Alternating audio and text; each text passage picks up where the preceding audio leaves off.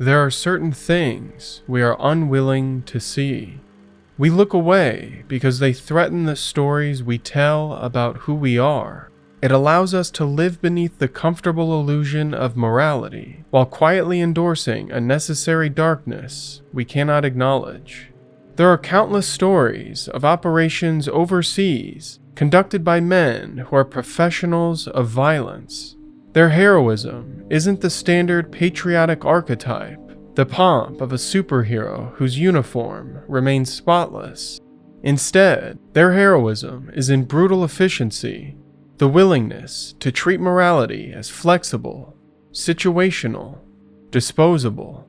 The U.S. military and its leadership rely on these soldiers, and therefore, so do its citizens. We depend on their ability to cross lines others can't or won't cross.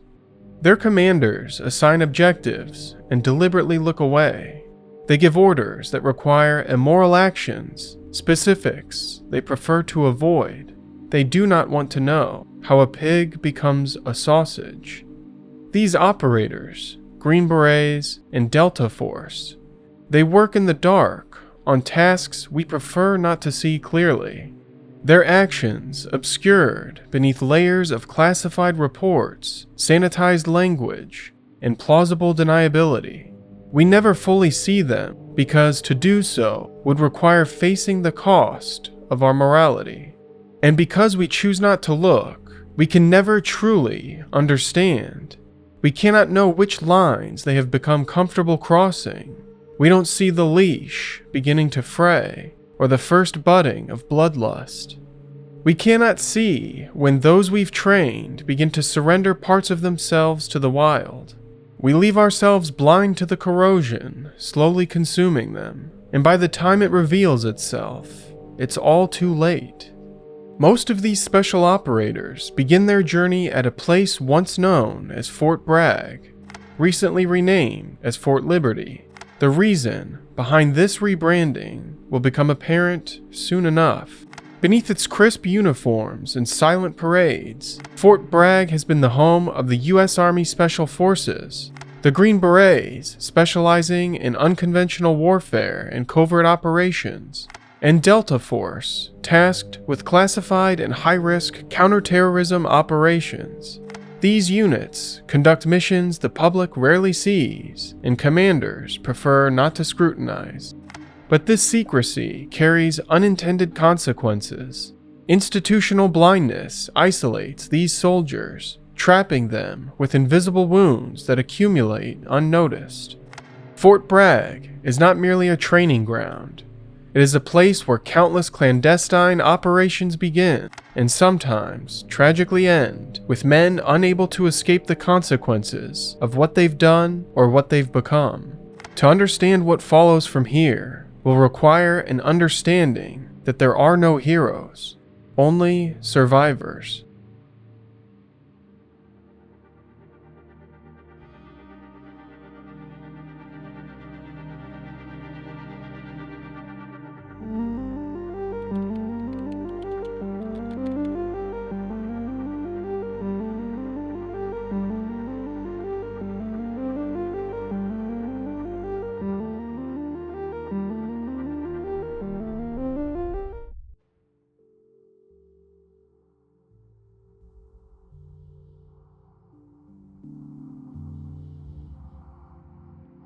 Mark Leshikar was exactly what Fort Bragg intended him to be, a respected Green Beret who was comfortable operating in the shadows. He had been deployed on multiple missions to Afghanistan and Tajikistan. To his friends and fellow soldiers, he was steady and disciplined. He had survived war zones and raids, which is why everyone was shocked when he turned up dead on US soil.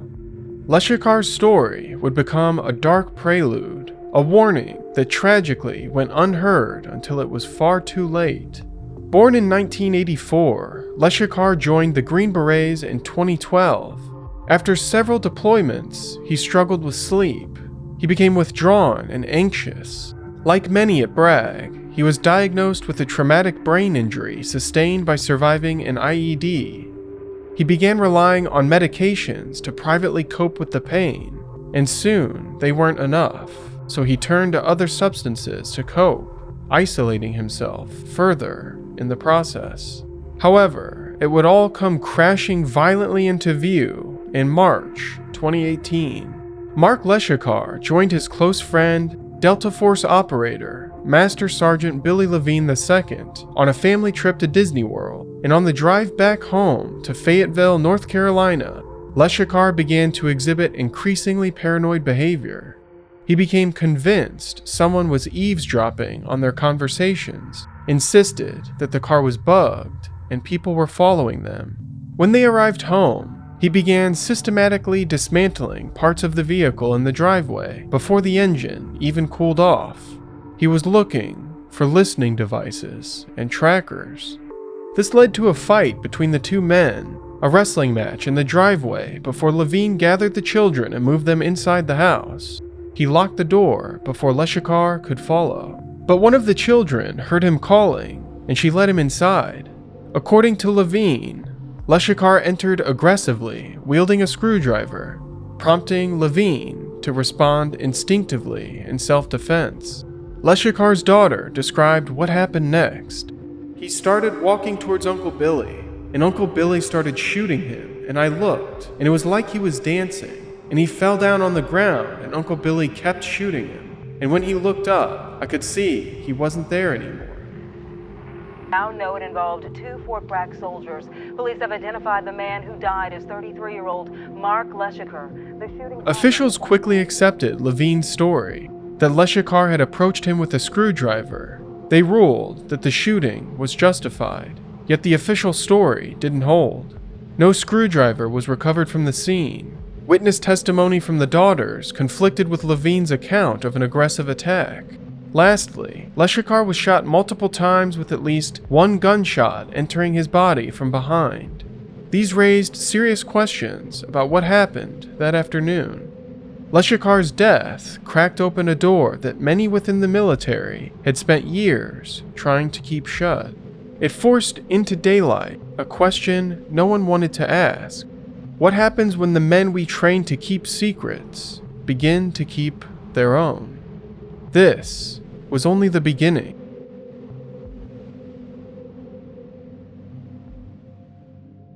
Whatever had been building inside Lavigne, the shooting didn't start it. It just let it out. In the weeks that followed, something in him began to slip.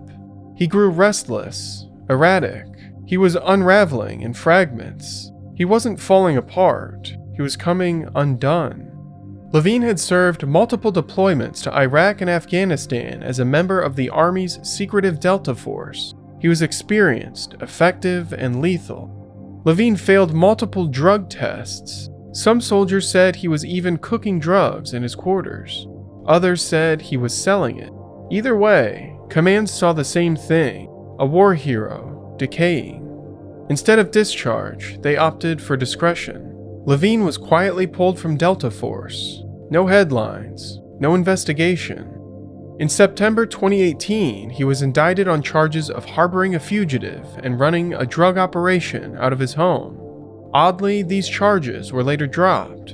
In 2019, he struck up partnerships with men like Freddie Huff, a former state trooper turned drug kingpin, and Timothy Dumas, who was a property accounting technician and warrant officer at Fort Bragg. On December 2, 2020, a hunter exploring a remote corner of Fort Bragg stumbled onto a scene that defied explanation. A gray Chevy Colorado pickup stranded in the mud, its engine cold. Nearby, 2 bodies. One was Timothy Dumas, the other was Billy Lavigne. Lavigne was found curled in the fetal position, wearing only boxer shorts and wrapped in a poncho in the bed of the pickup. He had multiple gunshots to the torso. Dumas was found 30 feet away from the truck, lying face down with multiple gunshot wounds. He was wearing civilian clothes and bore a small puncture wound near the right temple, consistent with a small caliber handgun. Investigators quickly noticed that no firearms were found at the scene, a stark indication that a third person had executed them and vanished without a trace. A professional hit, carried out with chilling precision. But why were these two men in an isolated training area after dark? The deeper investigators probed, the more unsettling the answers became. The deaths of Mark Leshikar, Billy Lavigne, and Timothy Dumas formed a pattern that was only beginning to emerge. These deaths were unmistakably connected, but it seemed like something was cutting these threads. Each time a lead began to surface, it was severed cleanly. But there would be no shortage. Between 2020 and 2021, Fort Bragg lost at least 109 soldiers. Between 2020 and 2024, 24 soldiers were murdered. Some deaths made headlines. Most didn't. Each one felt like another thread pruned away. Every time a story began to take shape, it unraveled. And there was something underneath the network of deaths and disappearances. And whatever it was, it didn't want to be seen.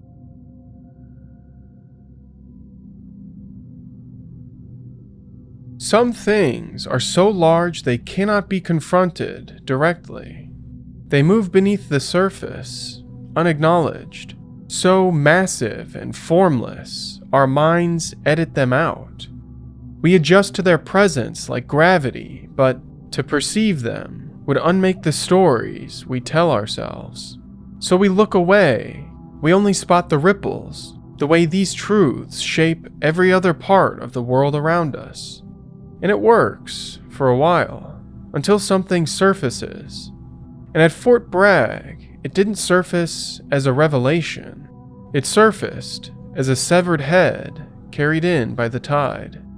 In May 2020, Specialist Enrique Roman-Martinez, a 21-year-old paratrooper, set off on a camping trip over Memorial Day weekend with 7 soldiers.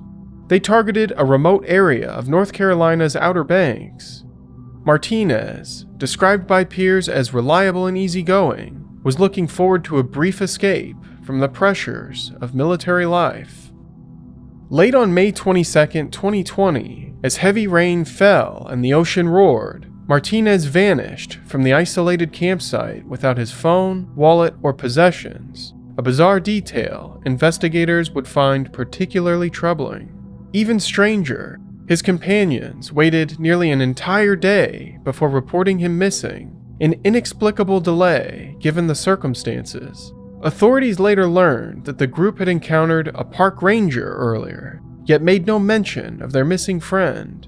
A massive search ensued, with Coast Guard cutters slicing through the Atlantic and canine units sniffing through the sands.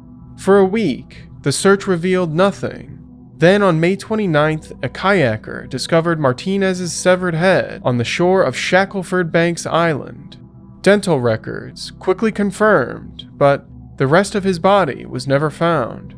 The medical examiner's report revealed chilling details: multiple chop wounds, a broken jaw, and clear signs of brutality. But the absence of his body prevented a definitive cause of death from being established. The behavior of the other soldiers added further suspicion. Witness testimonies shifted and contradicted one another. Timelines were repeatedly altered. Investigators uncovered troubling details, including the soldiers' admitted use of hallucinogens during the trip and their deliberate concealment of an unidentified individual who had joined them at the campsite. These revelations raised disturbing questions. Was Martinez's murder a consequence of drug-induced psychosis, a fatal altercation among friends, or something even darker? Months passed without resolution. The Army labeled his death a cold case, offering little more than vague assurances. 3 of the soldiers faced minor charges for lying to investigators and drug use. Within months, other bizarre fatalities began stacking up at Fort Bragg, each case amplifying suspicions and deepening the mystery. In November 2020, Specialist Terrence Salazar, a young, seemingly healthy soldier, was found dead in his barracks under circumstances investigators labeled as undetermined. No clear cause of death was ever publicly revealed. Just 2 months later, in January 2021, 32-year-old Captain Robert Latham, a highly fit and respected officer, suddenly collapsed and died from what authorities vaguely called an apparent heart attack. No prior medical issues had been reported. Colleagues remained baffled. On October 27, 2021, 38-year-old Sergeant Calvin Rockford collapsed during a routine morning workout and never got up. Fort Bragg officials would only say a sudden, unexpected medical event took his life. No further explanation was given. In June 2021, another horrifying incident occurred. Specialist Joshua Diamond and Matthew Disney were both found dead simultaneously inside their shared barracks room, victims of suspected overdoses. The double death sent shockwaves through the base. Investigators initially promised transparency, yet details about their deaths quickly faded behind bureaucratic silence. At first, these deaths seemed unrelated: an overdose, a heart attack, a collapse during training. All tragic, but explainable. That's how pressure moves when it's deep enough. Individually, they looked like accidents, but over time, something began to change. The way bodies were found without cause, the way stories changed, the way files disappeared. What united these cases wasn't the manner of death, it was the silence that followed. The longer you looked, the more it began to feel like the connections had been hidden, a careful and deliberate erosion by the kind of force that doesn't announce itself. Something larger, something that understands how to stay quiet. By keeping pieces scattered, by making sure the full shape is never in view. Because once you start to see it, you can't unsee it. It's exactly what Fort Bragg was built to conceal.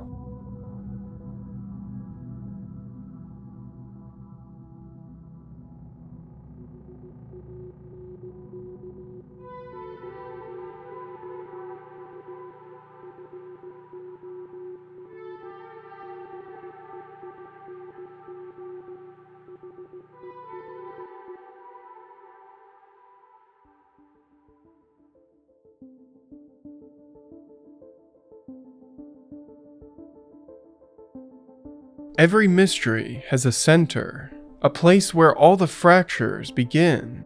At Fort Bragg, the violence, the overdoses, the disappearances, they weren't scattered accidents. They radiated outward from something deeper, something hidden, a force that didn't just kill, it spread. It was a system, a network that operated in shadow, quiet and protected by the very institutions designed to contain it. It thrived not in chaos, but in structure. It adapted, it learned, and over time, investigators began to glimpse it, just enough to define the edges of something dark and criminal. The Fort Bragg Cartel. Veteran and journalist Seth Harp began to trace the hidden architecture behind Fort Bragg's long pattern of unexplained deaths. It started with a re-examination of Mark Leshikar, where unofficial statements outlined an argument with Lavigne on the day of his death about missing cash and a quantity of white powder. From there, the thread unraveled. Lavigne had moved forward, connected with Dumas and Huff, a former North Carolina state trooper turned Los Zetas operative. He had become the cartel's East Coast distributor. Huff operated a sham appliance export business that hauled used refrigerators and stoves to Mexico and brought back loads of narcotics hidden inside, fooling border agents and canines. By 2016, he was moving an estimated 50 to 100 kilos of product a week across North Carolina and beyond, distributing as far as Atlanta. His protection came from ex-cops, ex-soldiers, and active-duty insiders at Fort Bragg. The pipeline of narcotics flowed from the Zetas to Fort Bragg, but Huff expanded it, building a network to smuggle Afghan opiates using military infrastructure. Huff had a purported blackmail file where he listed the soldiers who trafficked out of Afghanistan, exploiting military supply flights returning from the war zone. This has not yet been corroborated in court, but it does align with other patterns. Once stateside, the narcotics were distributed via Lavigne and Dumas. Then, their bodies were discovered in 2020, but still, the distribution continued. What began as thrill-seeking and self-medication among troops metastasized into organized profiteering. There were even whispers of an LSD cult operating among special forces. No official information was ever released. And while the army remained silent, the bodies began to pile up. Young, healthy soldiers were found dead in barracks and cars. Most deaths were ruled accidental. Some weren't ruled at all. No statements, no answers, just silence. And yet the trafficking continued. The profits were immense. Huff reinvested into protection, paying K-9 officers for tips on how to avoid detection.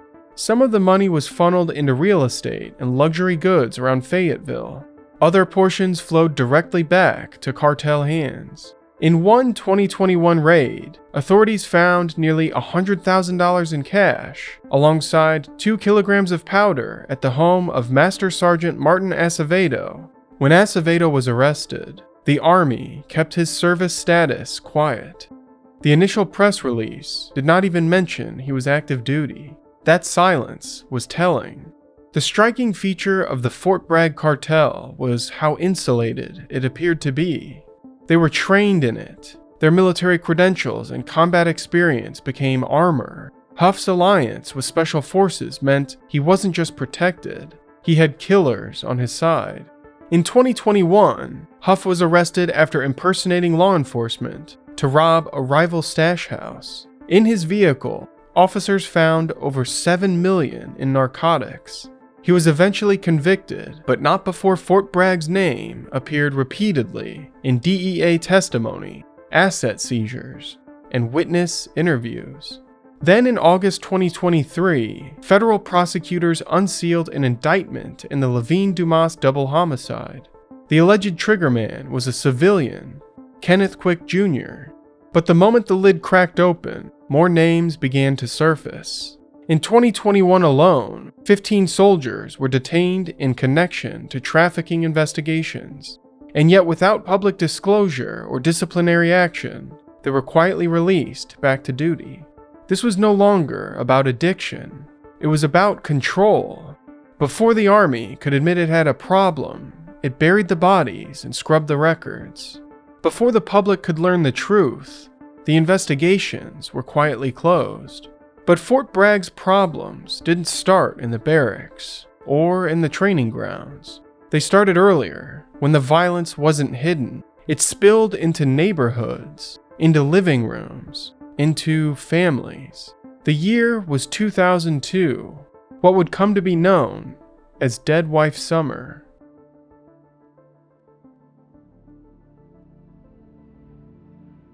What existed beneath Fort Bragg had surfaced decades earlier.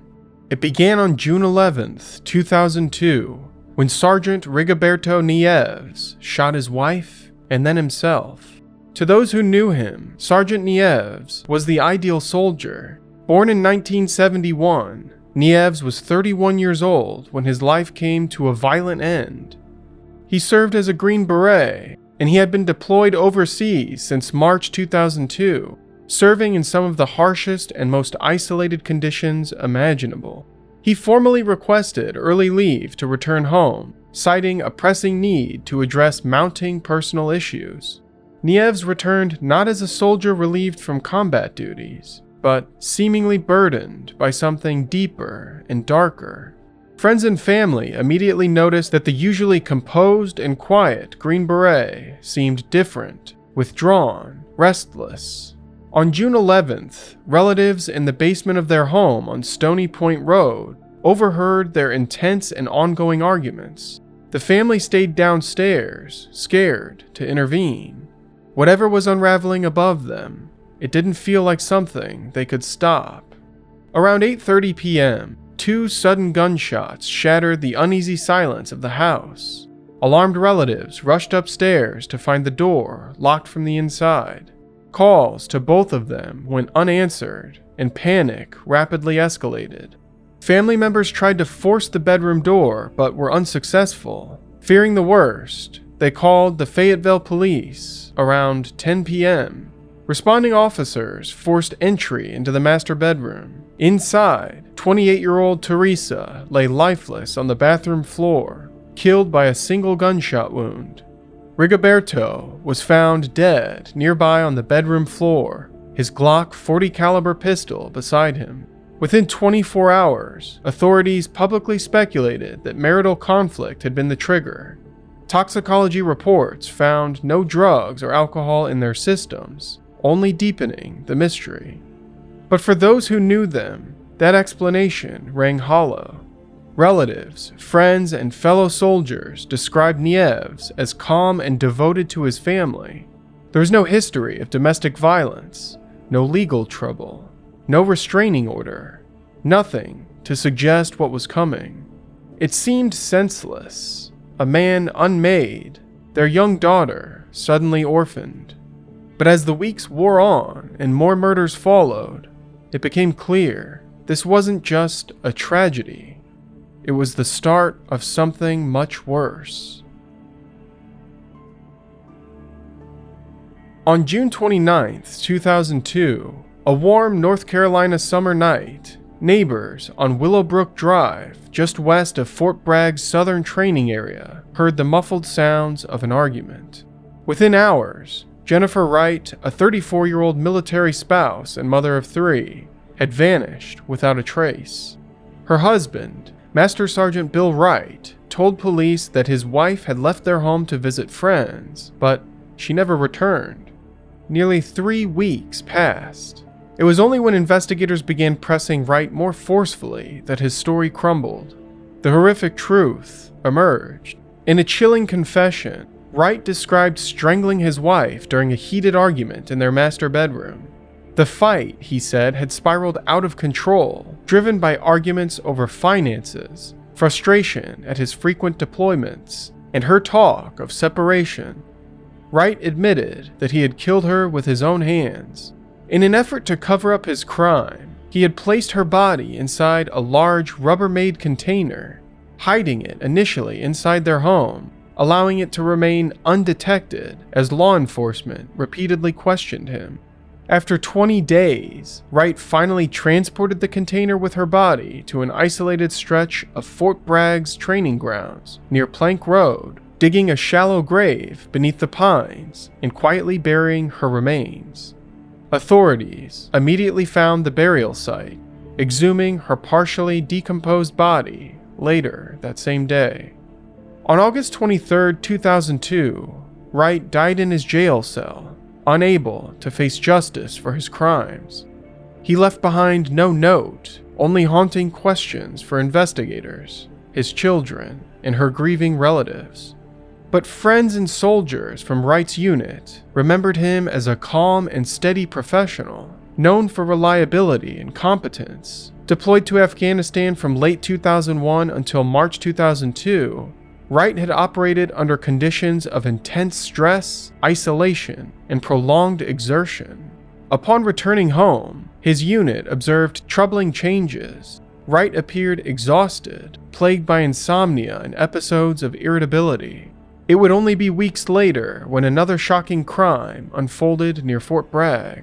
The deadly summer was far from over.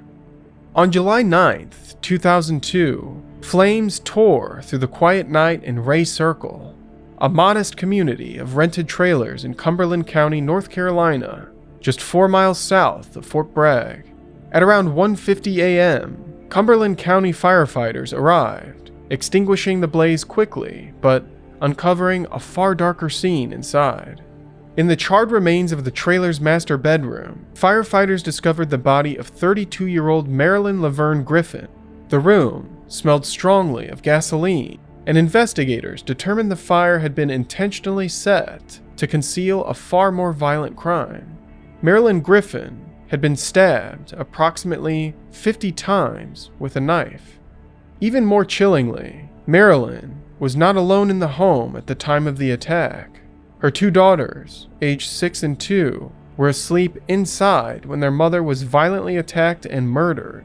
Miraculously, both girls managed to escape, running terrified and barefoot to seek refuge with neighbors. By dawn, detectives had identified their prime suspect, Marilyn's estranged husband, 28-year-old Sergeant Cedric Ramon Griffin, an active duty soldier at Fort Bragg. Griffin was taken into custody on the same day of the murder. He was charged with first-degree murder, first-degree arson, and 2 counts of attempted murder.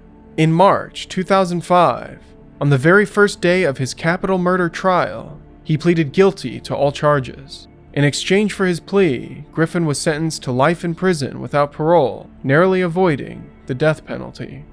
He was subsequently incarcerated at Central Prison in Raleigh, North Carolina, where he remains today. The summer of violence at Fort Bragg reached its crescendo on July 19, 2002, in a quiet home on Autry Mill Road in Stedman, North Carolina, 10 miles east of Fort Bragg. Sergeant Brandon Floyd, a 30-year-old Ohio native known for his distinguished military career, had recently returned from a classified deployment in Afghanistan. Floyd served in Delta Force, and his professional life was marked by extraordinary competence, bravery, and resilience under pressure. Yet at home, his personal life had begun coming apart. On the afternoon of Friday, July 19th, neighbors near the Floyd family residence reported hearing a heated argument coming from inside the home. Friends later revealed to authorities that Andrea Floyd, the 29-year-old spouse, had recently asked for a divorce, marking a breaking point that appeared too difficult to endure.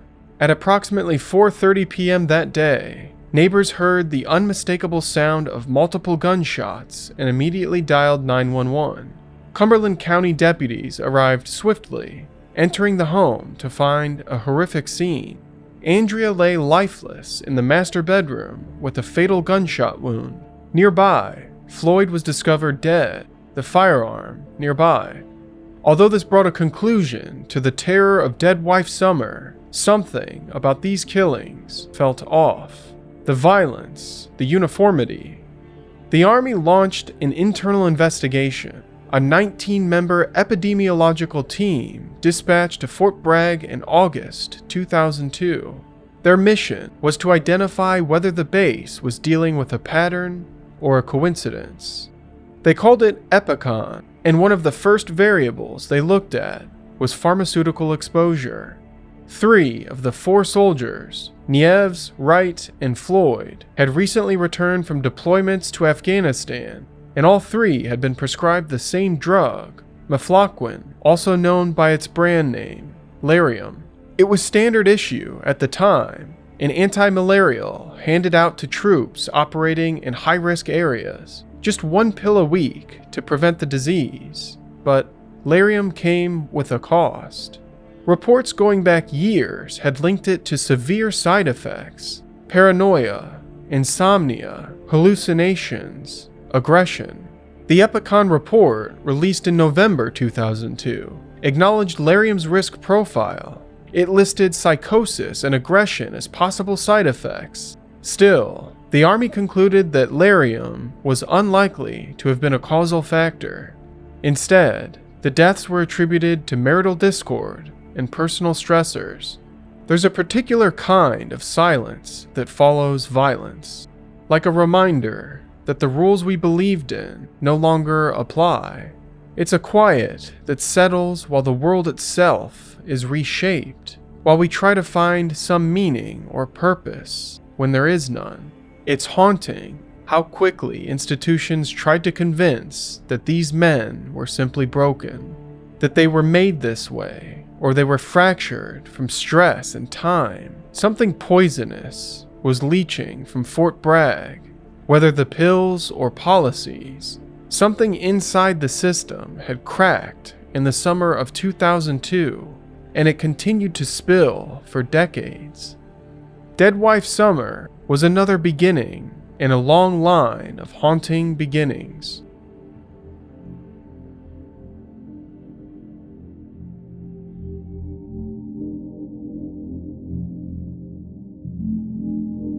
A slow burn crisis of untreated trauma and criminal conspiracy, pipelining drugs beneath a command culture shrouded in silence.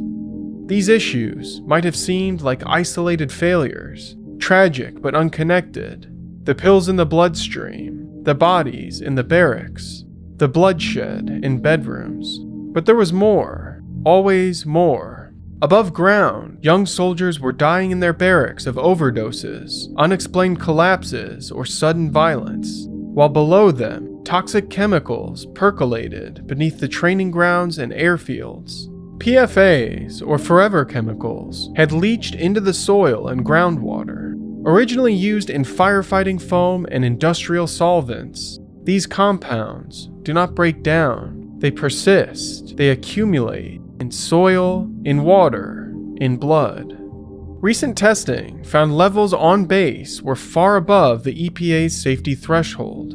The risks weren't theoretical. Cancer, endocrine disruption, and immune dysfunction. By 2024, the Army confirmed that plumes of PFAS were migrating off-post into nearby neighborhoods, prompting emergency well testing and bottled water advisories. The most likely source was the decades of firefighting foam used at Pope and Simmons Army airfields. But PFAS aren't just carcinogens, they're neurotoxins. Prolonged exposure has been linked to mood disorders, memory impairment, aggression, and altered brain chemistry. It's chilling to consider these soldiers were poisoned from below and poisoned from within. When you trace the full pattern, it looks less like chaos and more like a system of layered exposure.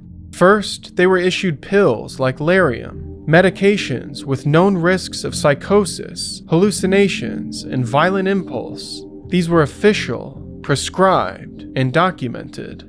Then, they're immersed in an environment saturated with unseen toxins, inhaled, ingested, and absorbed over time. It was a landscape of slow decay. And finally, in the absence of care, these soldiers turned to narcotics to quiet the noise in their heads. Drugs handed out by the state, drugs absorbed from the earth, and drugs chosen by desperation. And it's not without precedent. The U.S. Army has a well-documented history of experimenting on its own. Countless psychotropics and experimental pharmaceuticals were introduced at places like Edgewood Arsenal. Some were told they were testing equipment. Others weren't told anything at all. Those who refused were threatened, and those who complied suffered. This isn't a conspiracy theory, it's history.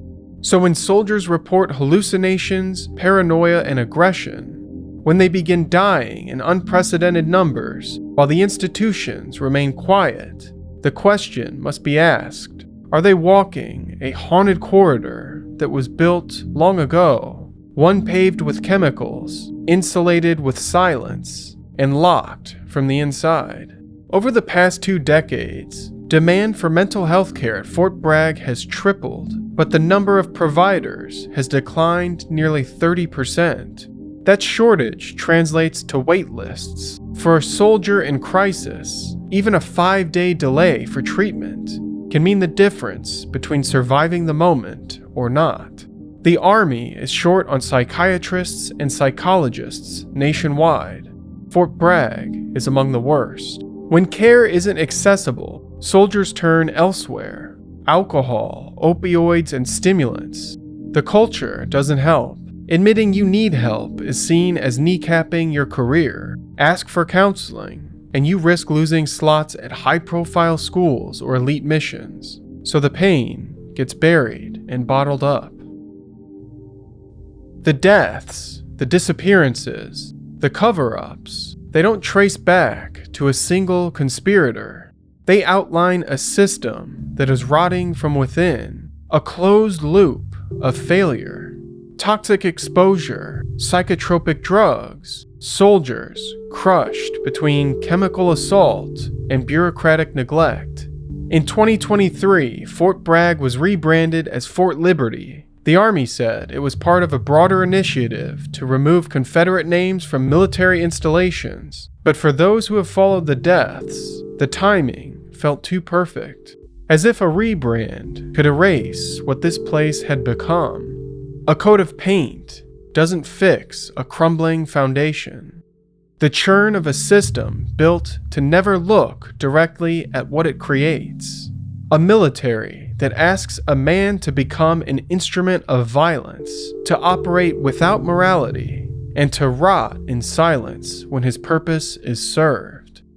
The decay wasn't accidental, it was permitted. Commanders turned away from the wreckage because confronting it meant admitting the machine breaks its own. The institution eats those who serve it. Soldiers forced to turn away from themselves, numbing the noise with pills and powders just to keep moving. When we too refuse to look, we make monsters of men and then blame them for it. At Fort Bragg, what we ignored flooded into soil and pushed into blood, festering until the walls thinned just enough that it could finally gnash its way free.